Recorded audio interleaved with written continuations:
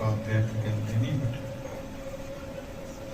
අපට පළමු මම ඔබට විශේෂ පුණ්‍ය ත්‍යාගයක් පිරිනමන්න කැමතියි. පසුගිය විසප්පුන් පොහෝ දවසේ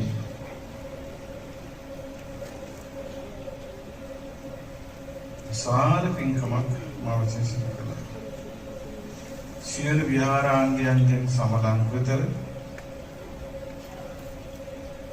ධජ පතාක සහිතව වාහකඩ සහිතව සුදු පාටින් බබලන ශ්‍රී අඟුලිමාල මහා සෑරජානන් වහන්සේ ගෞතම බුද්ධ ශාසනයේ පූජා කිරීමෙන් රැස් කරන ලද සියලු පුණ්‍ය ධර්මයෝ ඔබ සියලු දෙනා සතුටු සිතින් අනුමෝදන් වෙත්වා.